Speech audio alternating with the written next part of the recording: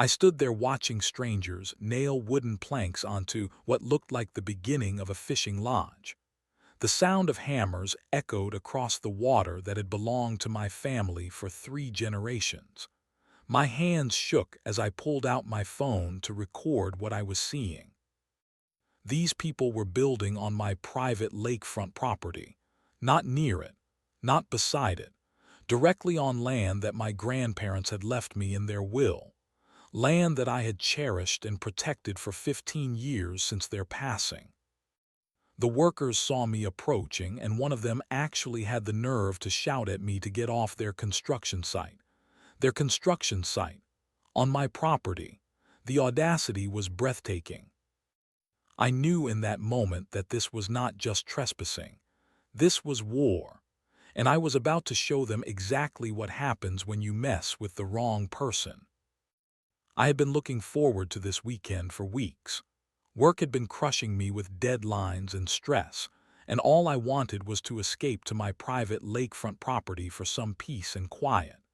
This place had always been my sanctuary, the same lake where my grandfather taught me to fish when I was 7 years old, the same shoreline where my grandmother and I would sit and watch the sunset every summer evening.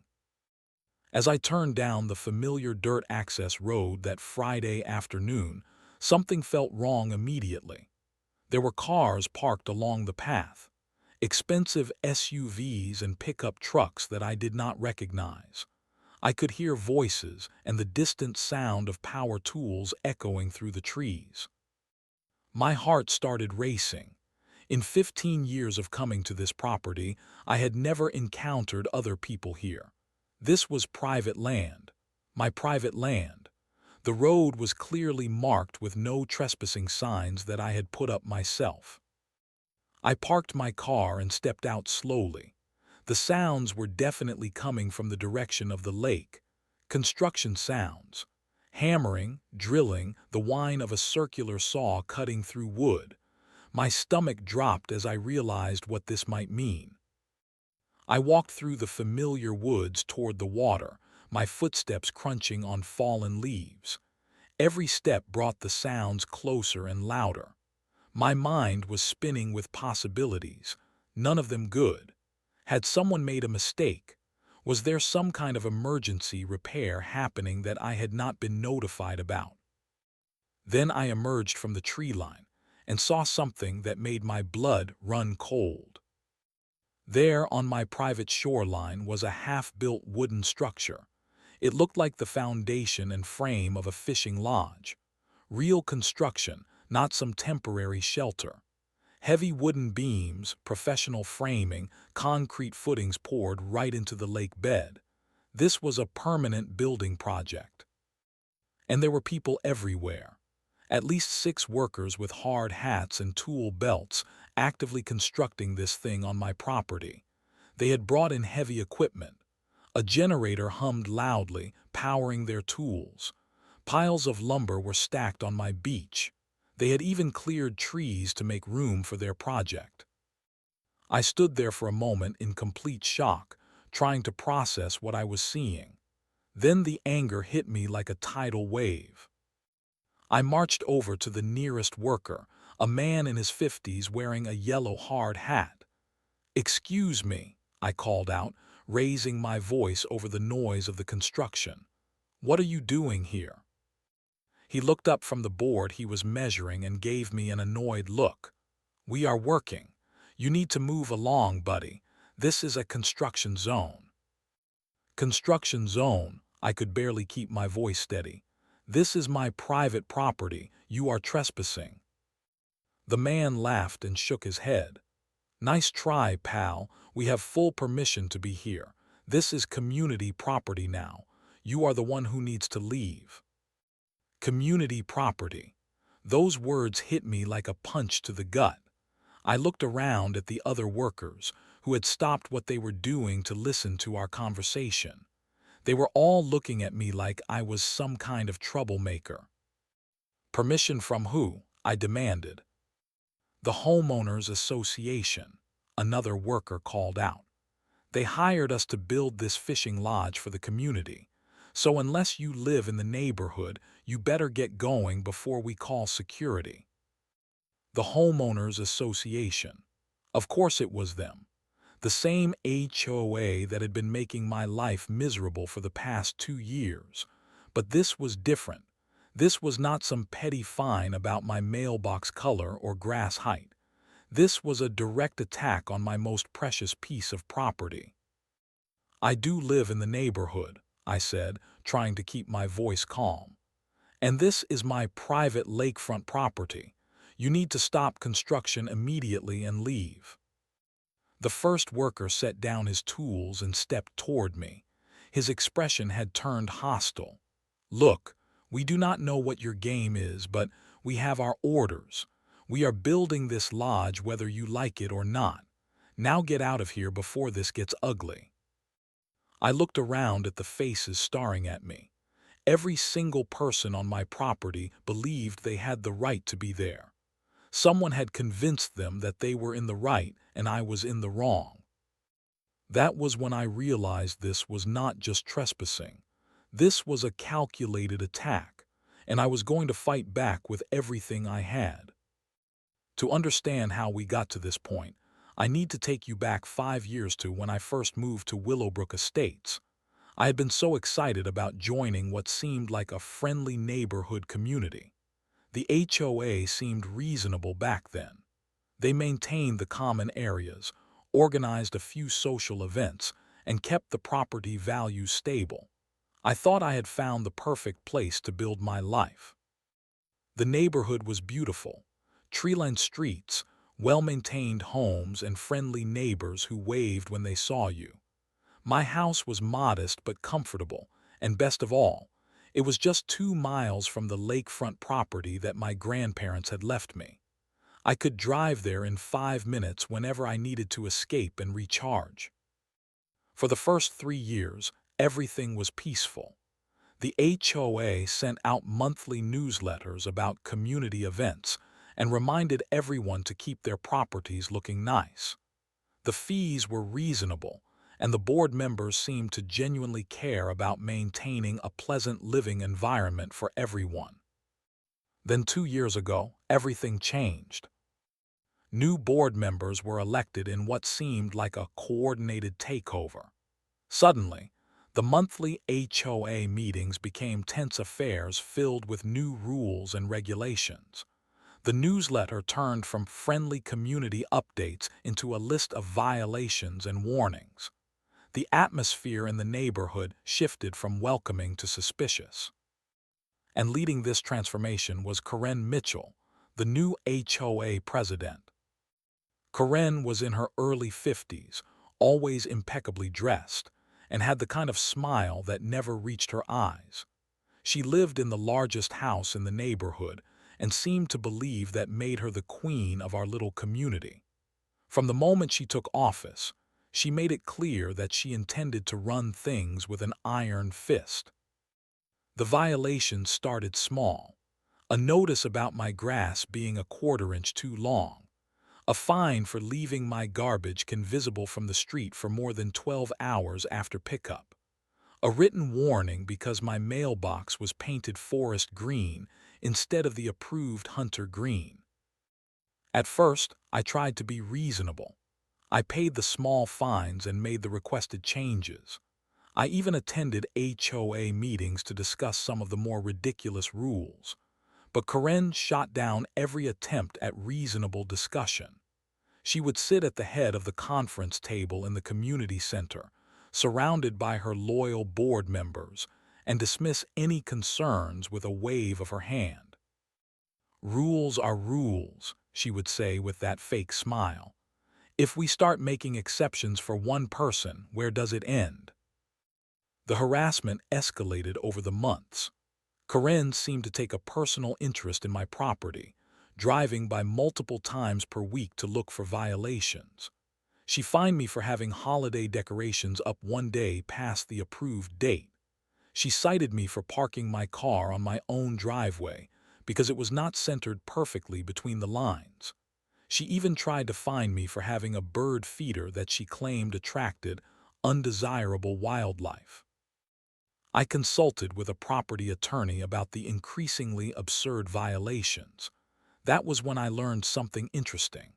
The attorney reviewed all my property documents and confirmed what I had always known but never had to prove. My lakefront property was not part of the HOA covenant. It had been in my family since before the neighborhood was even developed. The HOA had no jurisdiction over that land whatsoever. This information should have given me peace of mind, but it seemed to make Karen even more determined to find ways to control me. She started showing up at HOA meetings with printed copies of satellite photos of my lakefront property. She would point to the images and complain that my private retreat was unfair to other residents who did not have lake access. It is not right that one person gets to hoard lakefront property while the rest of us are stuck with our regular lots, she would announce to anyone who would listen. That lake should be available for the entire community to enjoy. Other residents started avoiding me at neighborhood gatherings. Karen had poisoned them against me with her constant complaints about my special privileges. I became the villain in her narrative, the selfish homeowner who refused to share with his neighbors. The final straw came 3 months ago when Karen started making not-so-subtle threats about community compliance. She would corner me at the mailbox or catch me washing my car in the driveway. Always with that fake smile, she would make comments about how things might get difficult for residents who did not fully embrace the community spirit. You know, she had said just last month, there are ways to ensure that all neighborhood resources are used for the benefit of everyone. Sometimes individual property owners need help understanding their responsibilities to the community. I had no idea at the time that she was planning something this extreme. I thought her threats were just more psychological harassment. I never imagined she would actually trespass on my private property and authorize construction without my permission. But as I stood there watching strangers build on my lakefront, I realized I had underestimated Karen Mitchell. This was not just harassment anymore. This was theft, and I was not going to let her get away with it. I forced myself to walk away from the construction site before I did something I would regret. My hands were shaking with rage, but I knew that acting on pure emotion would not solve this problem. I needed to be smart. I needed to be strategic. And most importantly, I needed to be legally bulletproof. I walked back to my car and grabbed my phone. The first thing I did was document everything. I took dozens of photos from every angle: the construction equipment, the building materials, the workers, their vehicles, and their license plates. I recorded video of the entire site, making sure to capture the scope of the unauthorized construction. While I was filming, I called my property attorney, David Chen. He had helped me with the HOA harassment issues before, and I needed his expertise now more than ever. David, they are building on my lakefront property, I said as soon as he answered. The HOA has construction workers actively building some kind of fishing lodge on my private land. There was silence on the other end of the line. Then David let out a low whistle. Are you serious? They are actually building structures on your property without permission. I am standing here looking at it right now. They have heavy equipment, professional construction crews, everything.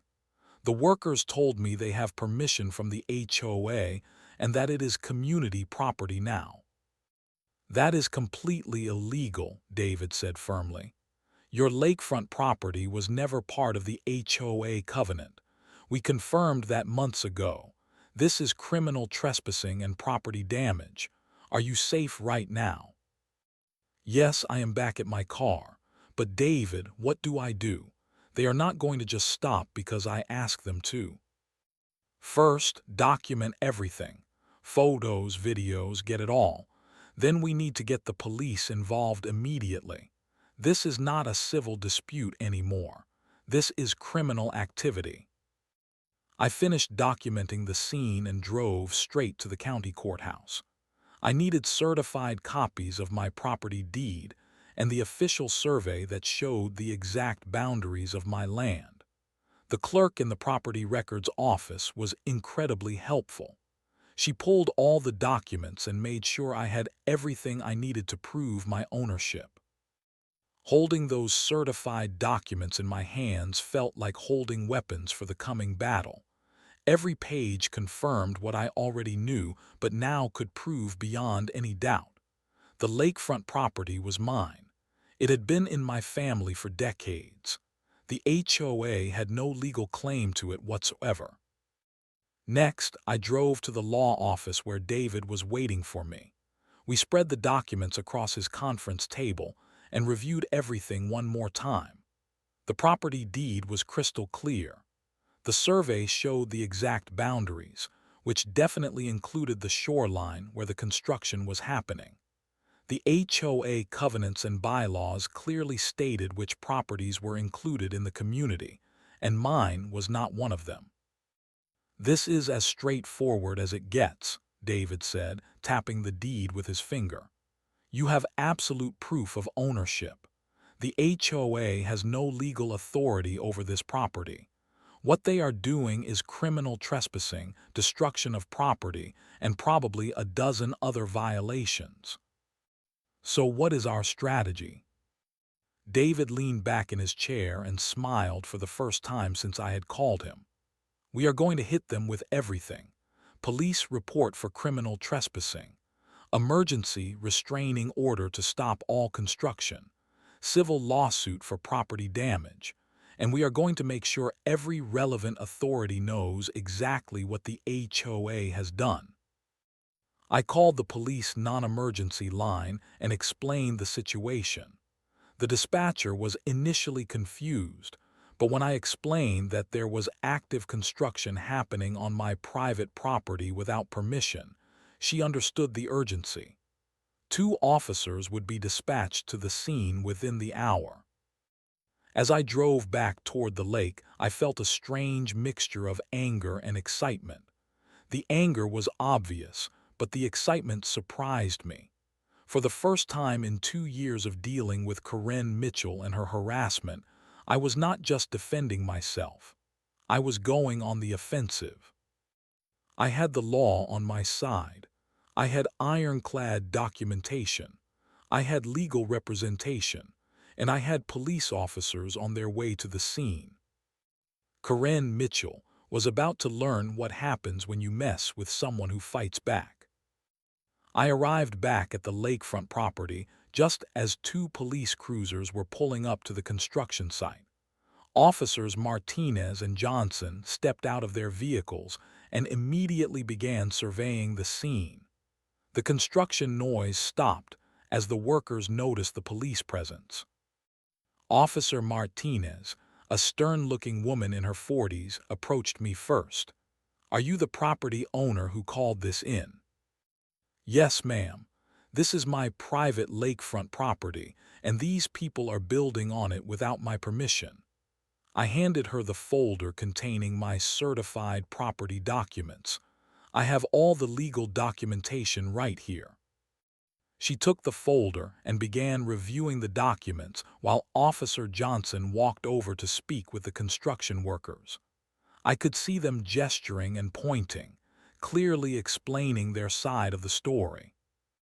Corinne Mitchell arrived just as Officer Martinez was examining my property deed. She stepped out of her silver Mercedes SUV like she owned the place, which I suppose she thought she did. She was dressed in her usual power outfit, crisp white blouse, navy blazer, and that confident smile that I had grown to hate. "Officers, thank goodness you are here," Corinne announced, marching over to our group. "This man has been harassing our construction crew all day. We have full legal authority to build this community fishing lodge." Officer Martinez looked up from my documents. "Ma'am, are you with the Homeowners Association?" "I am Corinne Mitchell, president of the Willowbrook Estates HOA. We hired these contractors to build a recreational facility for our community members.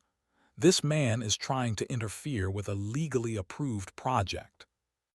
And what documentation do you have showing the HOA's authority over this property? Officer Martinez asked. Corinne's confident expression faltered slightly. Well, the entire lakefront area is part of our community. It has always been understood that these resources belong to all residents. Understanding is not the same as legal ownership, Officer Martinez replied. She held up my property deed. This certified document shows that this lakefront property belongs entirely to Mr. Thompson. It was never part of the HOA covenant, and the association has no legal authority here. I watched Corinne's face as the reality began to sink in. Her smile disappeared completely, replaced by a look of panic and desperation. That cannot be right, Corinne stammered. There must be some mistake. I have researched this extensively. Community resources should be available to everyone. Officer Johnson returned from speaking with the construction crew. The workers say they were hired by the HOA and told this was community property. They have work orders and payment agreements from the association. The workers are not at fault here, I said quickly. They were misled about the property ownership, but the HOA had no right to hire them to build on my land. Officer Martinez turned to Corinne. Ma'am, did you personally authorize this construction project? Corinne straightened her blazer, trying to regain her composure. As HOA president, I have the authority to make decisions that benefit the entire community. This fishing lodge will provide recreational opportunities for all our residents. Not on private property that does not belong to the HOA, Officer Martinez said firmly. This is criminal trespassing, and depending on the damage done, it could be destruction of property as well. The construction workers had gathered around us, listening to the conversation with growing alarm. The crew foreman, the same man who had been hostile to me earlier, stepped forward. Ma'am, he said to Corinne, you told us this was community property. You showed us HOA documents saying we had permission to build here. You do have permission, Corinne insisted, but her voice lacked its usual confidence. I am the HOA president and I am giving you permission. The HOA president cannot give permission to build on property that the HOA does not own, Officer Johnson explained. And according to these documents, this property belongs to Mr. Thompson, not the association. The crew foreman looked at his workers, then back at Corinne. Lady, if this is not your property, then we are not staying. We are not getting arrested for trespassing. You cannot leave. Corinne's voice was rising, becoming shrill. We have a contract. You have to finish this project. Not if it is illegal, the foreman replied. He turned to his crew. Pack it up, guys. We are done here. The workers immediately began shutting down their equipment and gathering their tools. Corinne watched in horror as her fishing lodge project fell apart before her eyes. This is ridiculous, she said, turning back to the officers. I demand to speak to your supervisor. This man has clearly bribed county officials to forge these documents. There is no way he can own lakefront property that belongs to the entire community. Officer Martinez raised an eyebrow. Ma'am, are you accusing Mr. Thompson of forging official county documents? I am saying that something is not right here. Property like this should not be owned by just one person. It is not fair to the rest of us. Fairness is not a legal concept in property ownership, Officer Johnson said. The deed is clear, and it is properly recorded with the county. Mr. Thompson owns this property, and the HOA has no authority here. Karen looked around desperately as the construction workers loaded their equipment back onto their trucks. Her fishing lodge was disappearing as quickly as it had appeared. "Officers, I need to make some phone calls," Karen said, pulling out her cell phone. "There has been a serious misunderstanding here, and I intend to get to the bottom of it." "Ma'am, there is no misunderstanding," Officer Martinez replied. "There is only illegal construction on private property. We are going to need to take statements from everyone involved and document this incident for potential criminal charges." As I watched Corinne Mitchell realize that her elaborate scheme was crumbling, I felt a satisfaction deeper than anything I had experienced in years. The truth was finally coming out, and justice was finally being served. Corinne Mitchell was not going down without a fight. As the construction workers packed up their equipment, she became increasingly frantic and desperate. Her carefully constructed facade of authority and control was cracking, revealing something ugly underneath. "I demand to speak to your supervisor immediately," she said to Officer Martinez, her voice taking on a harsh, commanding tone. "This entire situation is a setup. I want to file a complaint against this man for harassment and against the county for corruption." Officer Martinez remained calm and professional. "Ma'am, you are welcome to file any complaint you wish, but that does not change the facts here. Mr. Thompson owns this property, and you authorized construction on it without his permission."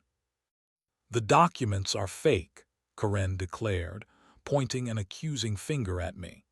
"He has clearly paid someone at the county office to create false property records. No one person should own an entire lakefront.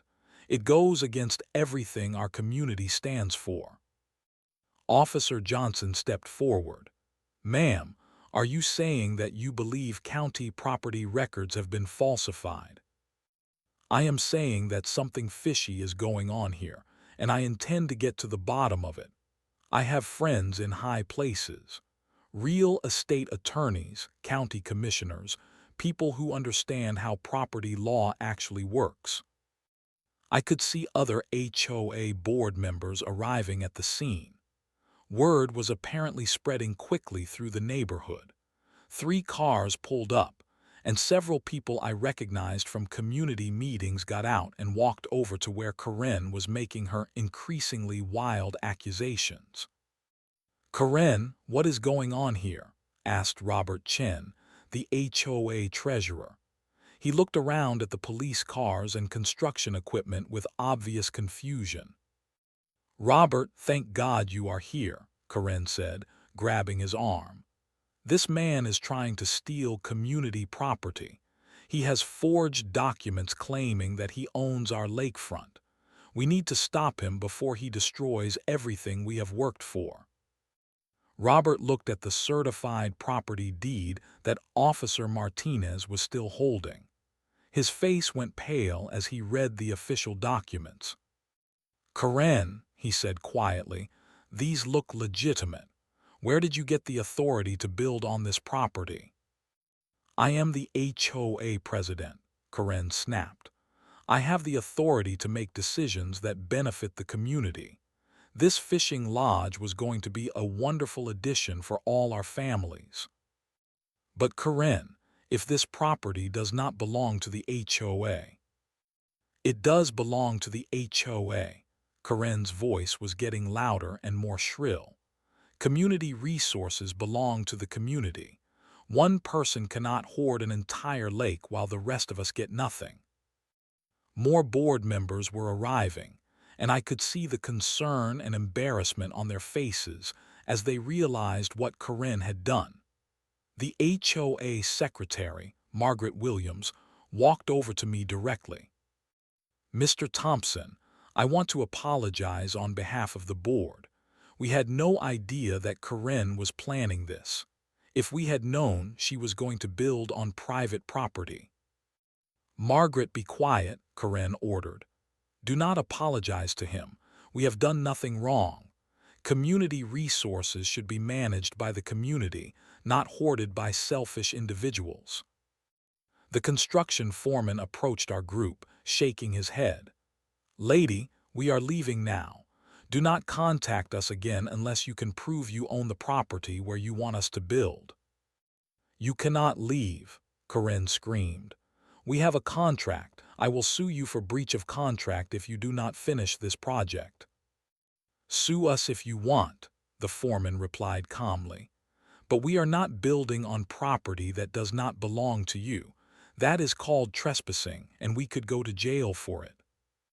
As the construction trucks drove away, Corinne became even more desperate. She turned to the remaining workers who were cleaning up their tools and tried to convince them to ignore the police orders. "The officers do not understand property law," she told them.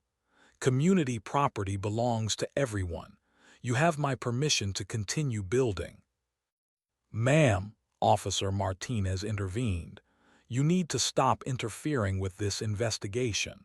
If you continue to obstruct justice, we will have to place you under arrest." "Obstruct justice," Corinne laughed bitterly. "I am trying to protect justice. This man has corrupted county officials and forged property documents to steal community resources. You should be arresting him, not protecting him."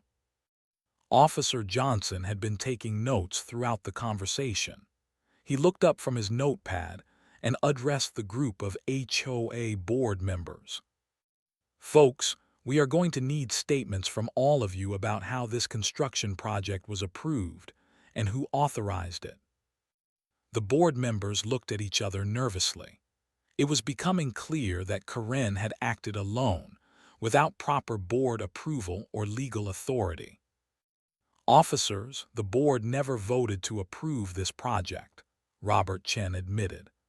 "Corinne told us she was looking into recreational opportunities for the community, but we never saw plans or gave permission for any construction." Corinne whirled around to face Robert, her eyes blazing with fury. "You coward! You are all cowards. When this community needed leadership, I stepped up and took action. Now you are abandoning me to protect yourselves." "Corinne, you broke the law," Margaret Williams said sadly. "You cannot build on property that belongs to someone else, no matter how unfair you think it is." "I will sue all of you," Corinne declared, pulling out her phone. "The homeowner, the police department, the county, the board members who are betraying me. Everyone will pay for this conspiracy." As I watched Corinne Mitchell completely lose control, I realized that this was not just about the fishing lodge anymore. This was about a person who had become so obsessed with control and power that she could not accept reality when it contradicted her beliefs. She stormed off toward her Mercedes, shouting threats and promises of revenge. But her power was broken, and everyone could see it. The war was not over yet, but I had won the first major battle. The aftermath of the fishing lodge incident moved faster than I could have imagined. David Chen, my attorney, wasted no time in filing emergency legal motions the very next morning. By Monday afternoon, Corinne Mitchell had been served with a restraining order prohibiting her from coming within 500 feet of my lakefront property.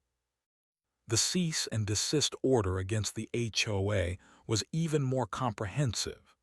It demanded immediate cessation of all construction activities, removal of any materials placed on my property, and financial responsibility for all damages caused by the unauthorized building project.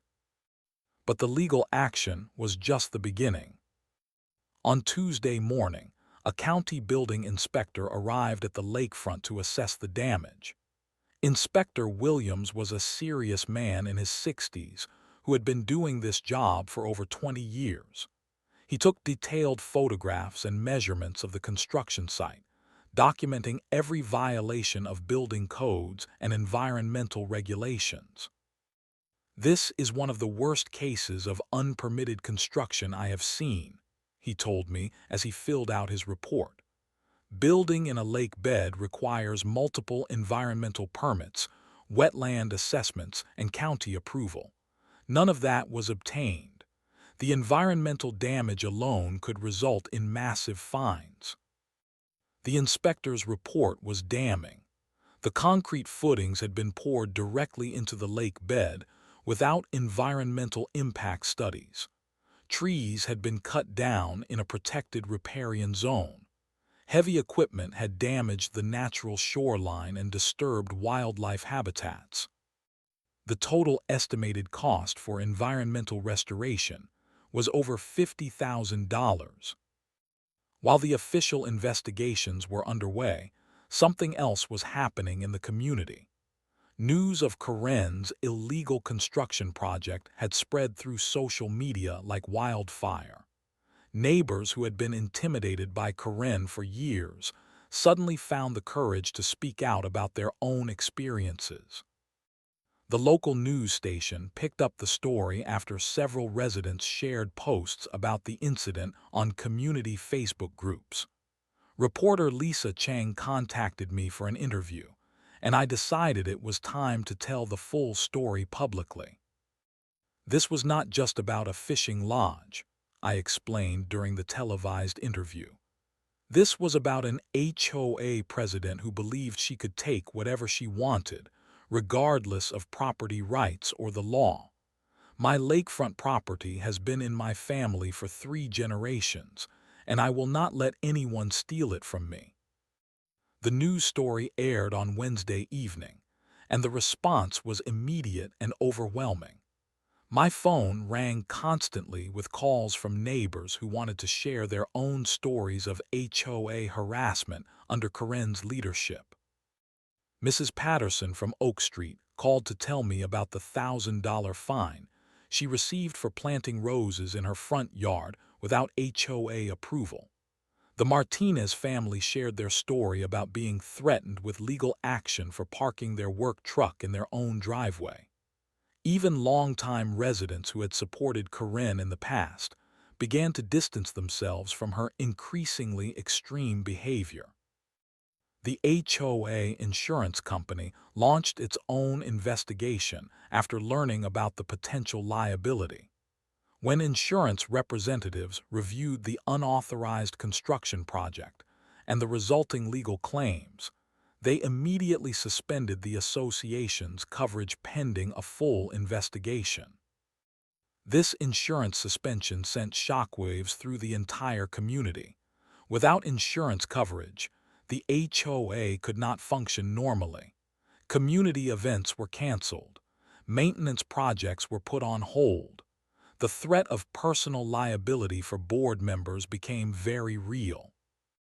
An emergency HOA board meeting was called for Thursday evening. The community center was packed with residents who wanted answers about how their association had become involved in such a serious legal crisis. I attended the meeting, along with my attorney David Chen. We sat in the back of the room and watched as the community grappled with the consequences of Karen's actions. Board Treasurer Robert Chen stood at the front of the room, looking exhausted and defeated. Fellow residents, we are facing the most serious crisis in our association's history. The unauthorized construction project has exposed us to significant legal and financial liability. The questions from residents were pointed and angry. How did Karen get the authority to spend association money on this project? Why was the board not involved in approving such a major decision? What is this going to cost us in legal fees and damages? Robert answered as honestly as he could. The board was not properly consulted about this project. Karen made these decisions unilaterally, using her position as president to authorize expenditures and construction without board approval. The most damaging revelation came when Margaret Williams, the HOA secretary, read from the official board meeting minutes. According to our records, there was never a board vote to approve any construction project on lakefront property. There was never a board vote to authorize the expenditure of association funds for this purpose. There was never even a discussion about this project in any official board meeting. The room erupted in angry voices. Residents realized that Karen had committed the association to potentially hundreds of thousands of dollars in legal liability without any proper authorization. The vote to remove Karen from her position as HOA president was unanimous. She was not present at the meeting, having apparently left town shortly after the police incident. Her resignation letter had been delivered by email earlier that day, filled with bitter accusations against the community that had betrayed her. The board also voted to ban Karen from all HOA property and meetings, and to pursue legal action against her personally for the unauthorized expenditures and the resulting liability. As I left the community center that night, dozens of neighbors approached me to apologize for the harassment I had endured and to express their support for my legal action against Karen. "We should have spoken up sooner," Mrs. Patterson said, shaking my hand. "Karen was out of control and we all knew it. We were just too afraid to challenge her." The community was finally free from Karen Mitchell's tyranny, but the legal and financial consequences of her actions were just beginning. 3 months later, I stood on my restored lakefront property watching the sunset reflect off the water. The fishing lodge was gone. The concrete footings had been removed. The damaged trees had been replaced with native species selected by environmental restoration specialists. My sanctuary had been returned to its natural state, better than it had been before Karen's attack.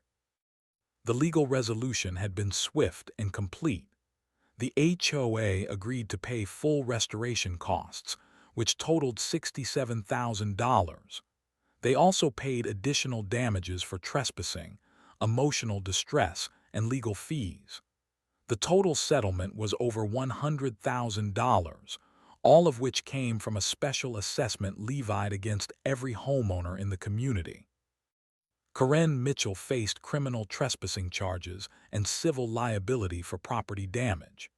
She had moved out of the neighborhood shortly after her removal from the HOA board, selling her house at a significant loss to escape the legal consequences and community shame. The criminal charges followed her to her new address, along with my civil lawsuit for damages.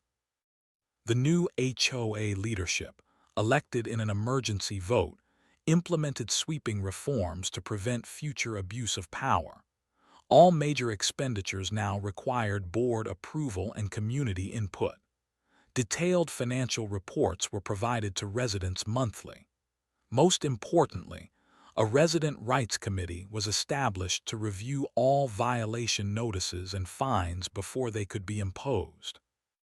The community atmosphere had changed completely.